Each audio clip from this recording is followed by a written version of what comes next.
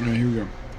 Welcome back to The Banished Former Hero Lives as He Pleases. Anime review, episode number 4. We're here reviewing episodes 7 and 8 for the series. So, brand new story arc here. So, yeah, they're all relaxing. I think this is supposed to be Alan's home, but Lisa is the Duchess now because Alan turned it down. So, he, of course, is pulled in 4 different directions. The Ghost Adventure Guild has a bunch of quests for him. Lisa wants to have paperwork. Noel wants him to basically test a sword, which he needs in the quest. And Meryl wants to take a nap with him. So after finishing all of that, basically it's decided he needs to take a little trip to the Empire for reasons. So all the girls go with them, and Beatrice is left in charge of the duchy. So they go on a carriage. They had to briefly stop because of sand wolves, but then they arrive in this border town, no problem. Where for some reason is revealed later on about what the heck is going on. It's under tight security, which according to another character who she is in a minute, she reveals that actually the reason for this because the Emperor was assassinated the previous year by demons, presumably, but there's no clear answer with that. So, while in the city, Alan runs into the woman who reincarnated him, Harriet, I think her name is, which of course he knows instantly, which of course the girls wondered how the heck that she knew him, which that question is not answered, but Lisa knows she is because she's the Marquis's daughter. And for some reason she likes to refer to herself in the third person. I get the fact Harriet like doing that, but why in the world would they basically a high noble when refer to herself third woman? I have no idea. So, there's a guy on the run from some explosion happening, and this has happened after Alan spoke with her, who basically, yeah, she was reincarnated. They confirmed, and then, of course, the guy just ups and dies due to some spell basically casted. Alan is accused until Meryl decided to basically drag him to the sewer. Yes, the sewer system, because of course they have one of these damn things. And then Meredith decides to take him to her house, which this looks like a semi-modern day house, especially with a couch there. Now, the type of couch they have here is what's referred to as an L couch.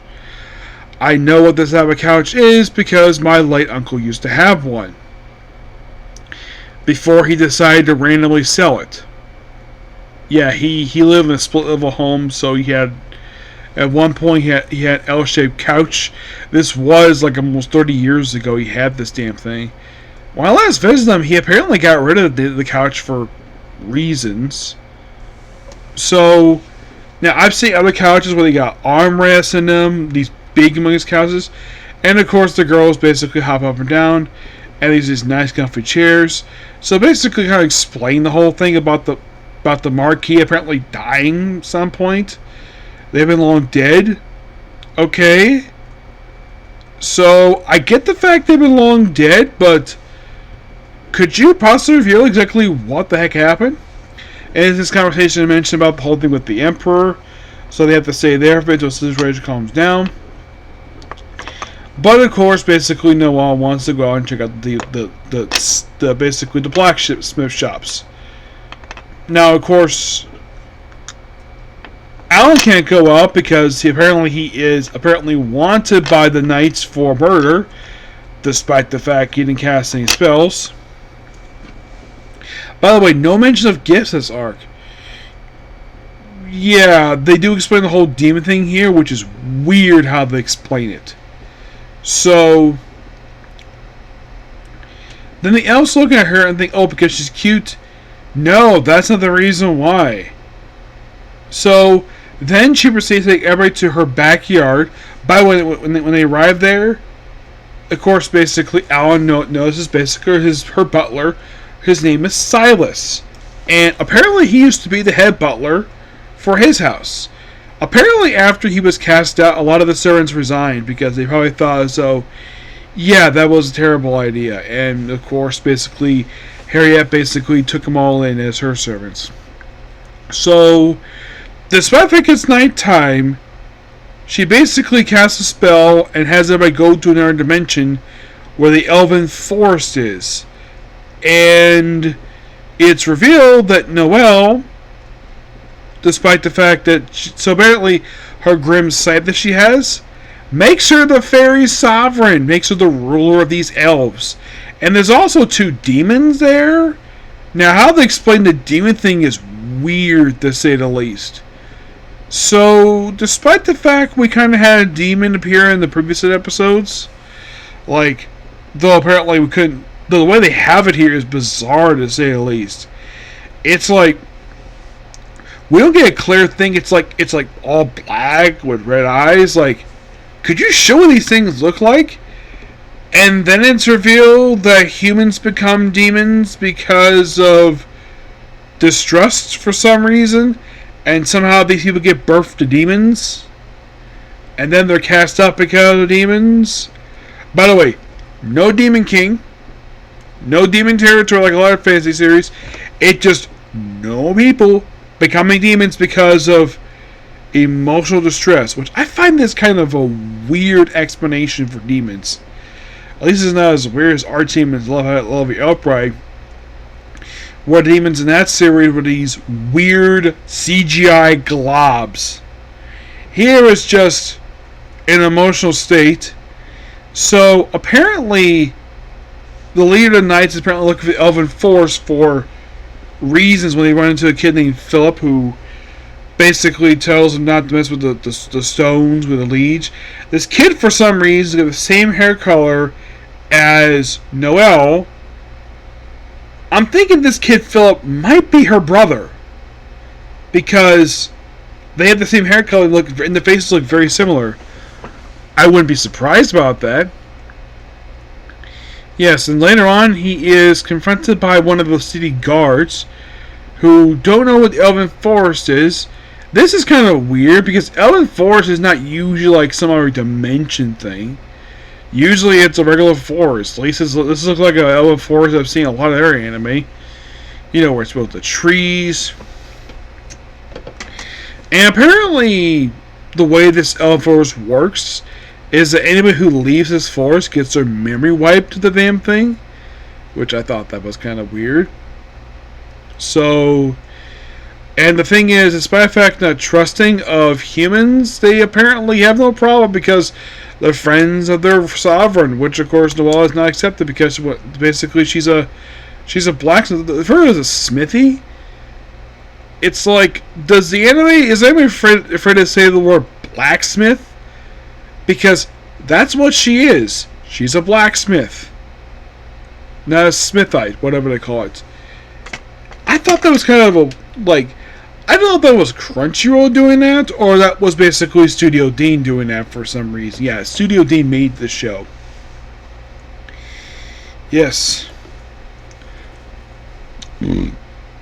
Excuse me. So, basically, we're leading into the next few episodes were involving elves.